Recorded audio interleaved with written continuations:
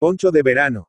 Desde meses atrás no se hablaba en Pago Chico sino de los robos de Hacienda, las cuatrerias más o menos importantes, desde un animalito hasta un rodeo entero, de que eran víctima todos los criadores del partido, salvo, naturalmente, los que formaban parte del gobierno de la comuna, los bien colocados en la política oficial, y los secuaces más en evidencia de unos y otros.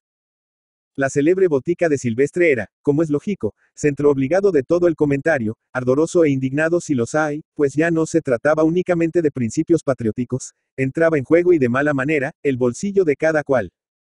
Por la tarde y por la noche toda la oposición desfilaba frente a los globos de colores del escaparate y de la reluciente balanza del mostrador, para ir a la trastienda para echar un cuarto a espadas con el fogoso farmacéutico, acerca de los sucesos del día. A don Melitón le robaron anoche, de junto a las mismas casas, un padrillo fino, cortando 3 alambrados. A Méndez le llevaron un puntita de 50 ovejas Lincoln.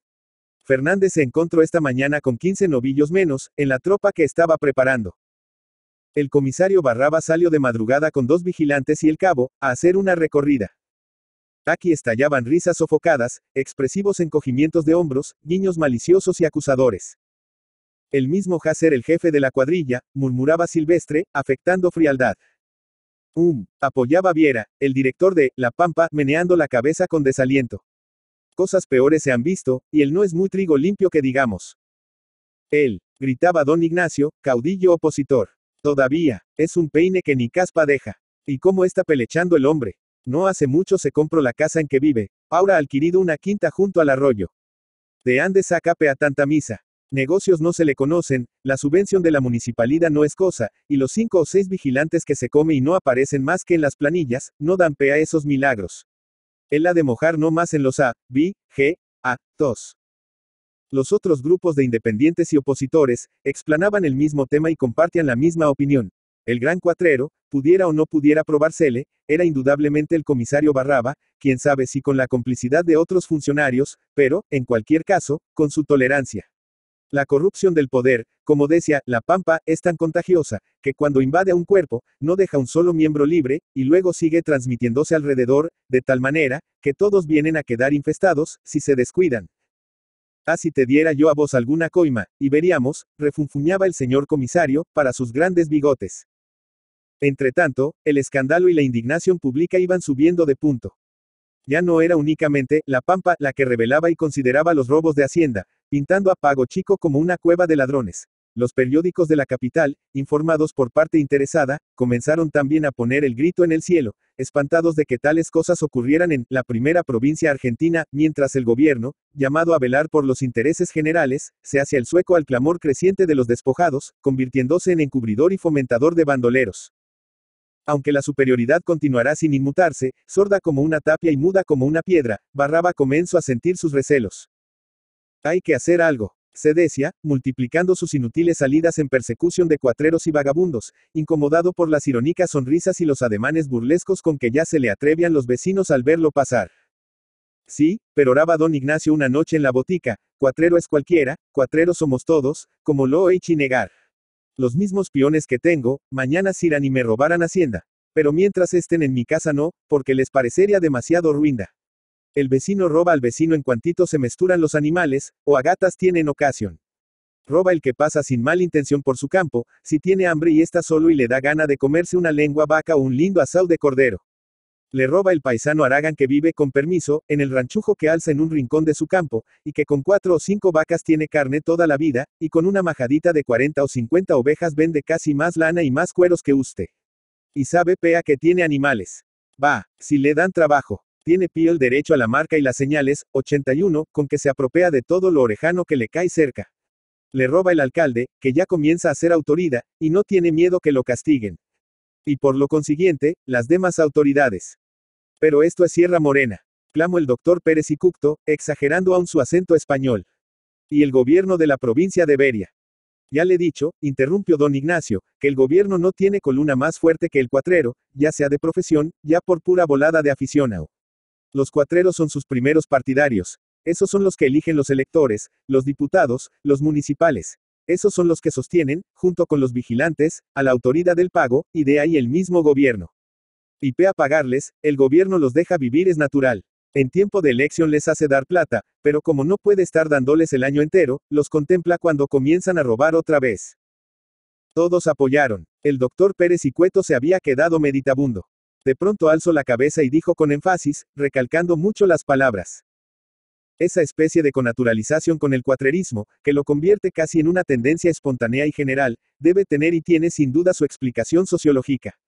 Pero ¿cuál será el atavismo? Se tratará en este caso de una reaparición, modificada ya, de los hábitos de los conquistadores y primeros pobladores, acostumbrados a considerar suyo cuanto les rodeaba, por el derecho de las armas y hasta por derecho divino. La herencia moral de este país, no es, indudablemente, ni el respeto a la propiedad ni el amor al trabajo. Profundo silencio acogió estas palabras que nadie había comprendido bien, y el doctor Pérez y Cueto dio las buenas noches y salió, para correr a repetírselas a Viera, deseoso de que no se perdiesen. Poco después entró en la trastienda Tortorano, el talabartero, restregándose las manos y riendo, como portador de una noticia chistosa. ¿Qué hay? ¿Qué hay? Le preguntaron en coro. Barraba ha salido con una partida, a recorrer, exclamó Tortorano. Y hace un rato gritaba en la confitería de Carmine que de esta hecha no vuelve sin un cuatrero, muerto o vivo. Todos se echaron a reír a carcajadas, festejando con chistes, dicharachos y palabrotas la declaración del comisario. Y sin embargo, este supo cumplir su palabra. Cuando ya regresaba, al amanecer, con las manos vacías, y a quién tomar, en efecto, si no se tomaba a sí mismo, después de haber pernoctado en una estancia lejana, Barraba vio un hombre que se movía a pie, en el campo, cargado con un bulto voluminoso y lejos de toda habitación.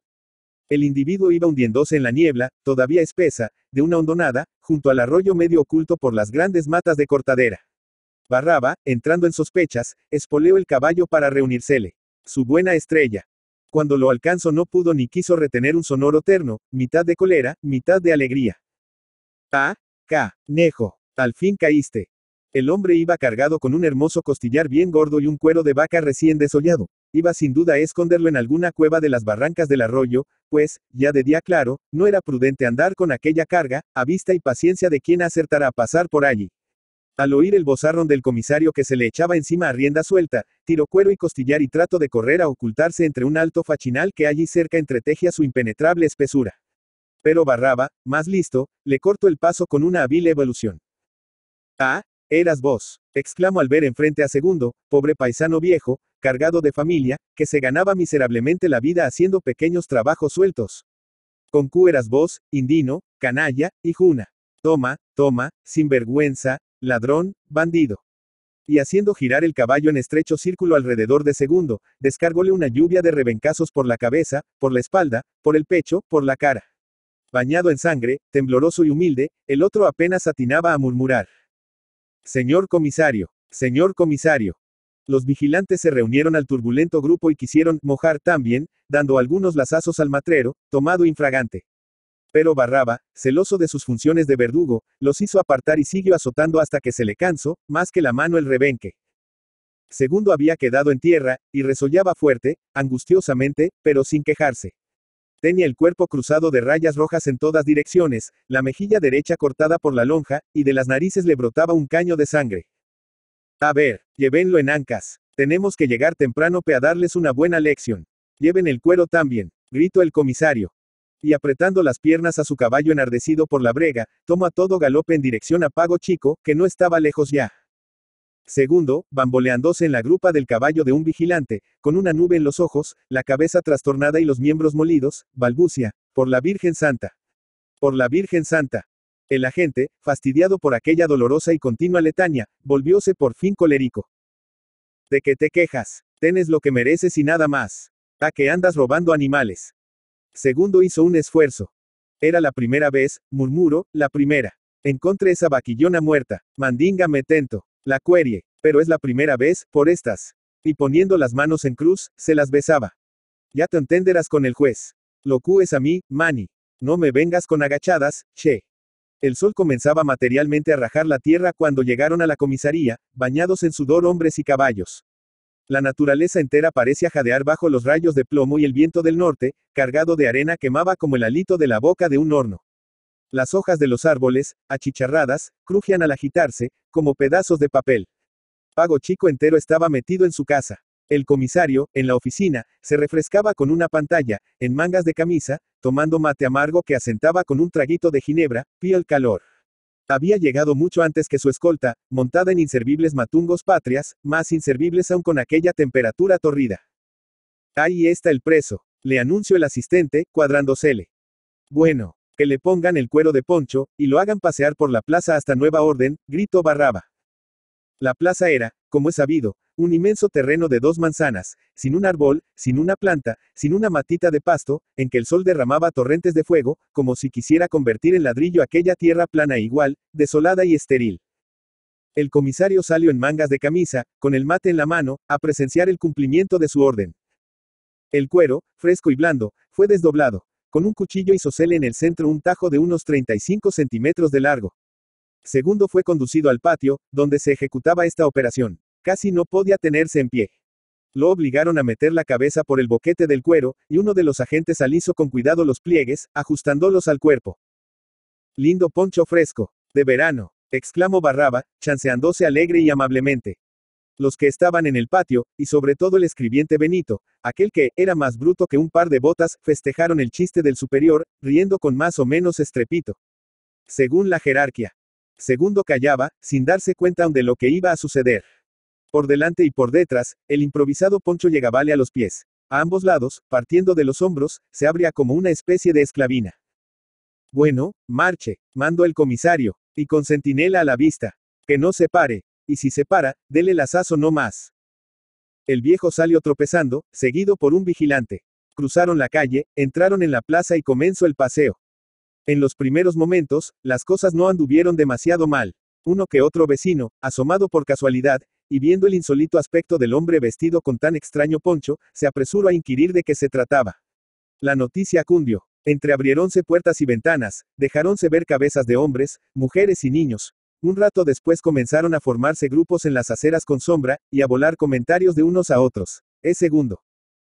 Pobre, ¿y qué ha hecho? Parece que lo han pillado robando animales. Él, va, no es capaz. Un viejo infeliz. ¿Qué quiere, amigo? La soga se corta por lo más delgado. Pago Chico entero no tardó en hallarse reunido alrededor de la plaza, y el gentío era aún más numeroso que el día de la fracasada ascensión del globo acrostático. No quedó un perro en su casa, y en el ámbito asoleado surrió un zumbido de colmena. El paseo de segundo continuaba hacia ya una hora. El desdichado intentó detenerse 1 o 2 veces, pero el activo rebenque hizo desvanecer sus ilusiones de descanso. El sudor corría por su rostro, mezclado con la sangre coagulada que disolvía, flaqueabanle las piernas, y comenzaba a sentirse estrecho en el poncho de cuero, poco antes tan holgado. En efecto, secándose rápidamente con el sol, harto rápidamente, pues para ello se había cuidado de poner el pelo hacia adentro, iba poco a poco oprimiéndolo por todas partes, como un ajustado, retobo, hasta obligarlo a acortar el paso. Y su interminable viaje seguía, en medio de aquella atmósfera de fuego, bajo las miradas de la multitud, que empezaba a indignarse y a dejar oír murmullos irritados. Ya se habían relevado 3 agentes, muertos de calor, pero la marcha continuaba, implacable, y el poncho seguía estrechándose, impidiendo todo movimiento que no fuese el cada vez más corto de los pies del triste torturado, haciéndole crujir los huesos. Basta, basta, gritaron algunas voces. Basta, basta, repetían algunas otras de vez en cuando. El gentío, sobrecogido, olvidaba el calor. Segundo había pedido agua muchas veces, con voz apagada y balbuciente de moribundo. Un vecino, más caritativo y menos temeroso que los demás, le dio de beber. Al relevarse el centinela, el comisario ordenó al que iba a hacer la nueva guardia. Que nadie se acerque al preso. Al martirio del cuero que ya amenazaba descoyuntarlo, agregóse entonces la tortura de la sed. Varias personas caracterizadas se presentaron a Barraba, pidiéndole que hiciera cesar el suplicio. Barraba se echó a reír. ¿De qué se queja? Tiene poncho fresco, de verano. Dejen, que así aprenderá a carnear ajeno. Pero, señor comisario, le suplicaron. Bueno, y ahora salimos con esas. Y no andan ustedes mismos diciendo que hay que darles un castigo ejemplar, a los cuatreros. Segundo es un infeliz, y no hay infeliz que valga. Y creemos que el juez. Basta, cállense la boca, aquí mando yo, caray. ¿Por quién me han tomado, y qué se piensan? Cuando los postulantes salieron, Segundo rodaba desmayado entre el polvo, tieso como un tronco seco, rígido, aprensado en los tenaces y rudos pliegues rectos del cuero, que le penetraba en las carnes. Había soportado el atroz suplicio sin lanzar un ay, mientras tuvo fuerzas para mantenerse en pie. Hubo que sacarle el poncho cortándolo con cuchillo. De la plaza se le llevó casi agonizante al hospital. Barraba rella con los suyos en la oficina. Poncho de verano. ¡Qué gracioso! Miren qué poncho de verano. Separador 1.jpg. Párrafo del editorial aparecido al día siguiente en El Justiciero, periódico oficial de pago chico. El comisario Barraba ha satisfecho ampliamente la vindicta pública y merece el aplauso de todas las personas honradas, pues la terrible y merecida lección que acaba de dar a los cuatreros hará que cesen para siempre los robos de Hacienda, aunque algunos la tachen de cruel y arbitraria, amigos como son de la impunidad. Siempre que extirpe un vicio vergonzoso y perjudicial, una aparente arbitrariedad es evidente buena acción. 2 meses después Segundo estaba en Sierra Chica, su familia en la miseria y el señor comisario se compraba otra casa. Roberto Pairo. Roberto Jorge Pairo, Mercedes, provincia de Buenos Aires, 19 de abril de 1867 Lomas de Zamora, 5 de abril de 1928, fue un escritor y periodista argentino. Ha sido considerado como el primer corresponsal de guerra de su país. En sus novelas puede apreciarse un lenguaje propio de la época, costumbrista, irónico. Utiliza personajes típicos y relata situaciones comunes, mostrando a los inmigrantes italianos, o el pícaro criollo.